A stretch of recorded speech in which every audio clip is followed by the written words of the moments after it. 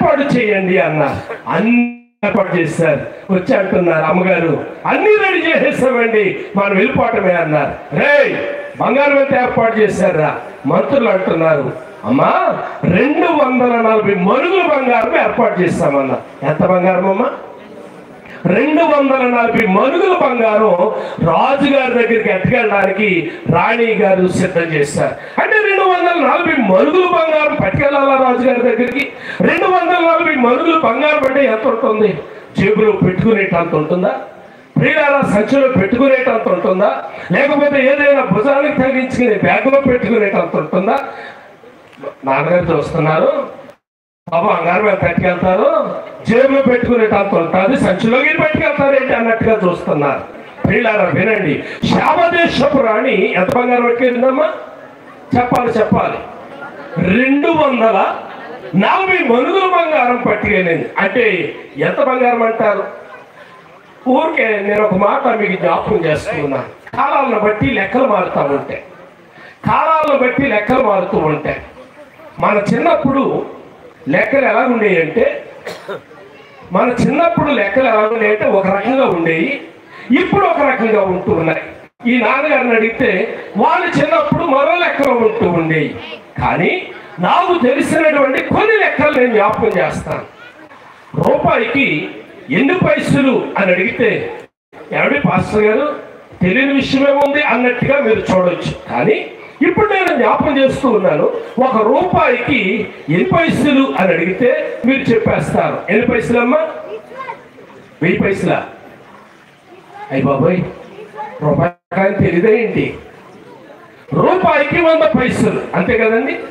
రూపాయికి 100 పైసలు. కానీ మన పితరుల కాలంలో, వీరికంటే ముందు కాలంలో 1 రూపాయి మారిస్తే 768 పైసలు ఇచ్చేవారట.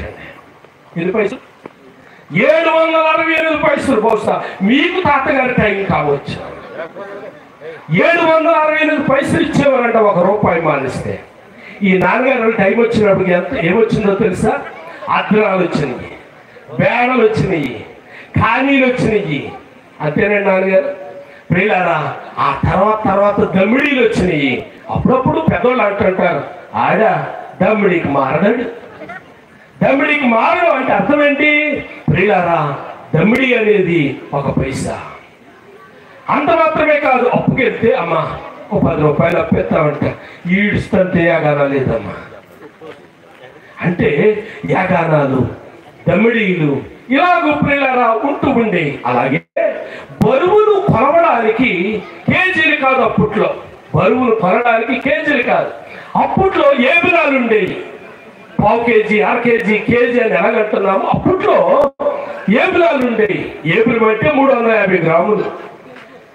ప్రియులారా, 4 ఏబిలాలు అయితే 1 ఈసీ అంటే 1400 గ్రాములు. మీకు అర్థం అవ్వాలి అని అంటే, ఏ ఊర్లో అయినా పెళ్లి చేసిన తర్వాత ఆ పెళ్ళికూతురిని పంపించడానికి ఆ పెళ్ళికూతురు తల్లి ఆ ఊర్లో ఉన్న పెద్దమ్మ దగ్గరికి వెళ్ళి అడుగుతుంది, పెద్దమ్మ పిల్లలు సారికి పంపేద్దాం అనుకుంటున్నాను, 8 బియ్యం నానబెట్టమంటావా? ఆ అమ్మ అంటది, కొంచెంలాగా చెప్పదు, 3 మాలికలు నానబెట్టు అంటారు. అంత మాత్రం అయిపోయింది. బెల్లం ఎంత రావాలి? 4 ఈసరెట్రమ్మ సరిపోదు, 4 ఈసరెట్రమ్మ, లేకపోతే 2 ఈసరెట్రమ్మ. అంటే ప్రియులారా, 1 ఈసు వచ్చి 1400 గ్రాములు. మీకు అర్థం అవడానికి చెప్తున్నాను. ప్రియులారా, 8 ఈసులు అయితే 1 మనుగు అనండి.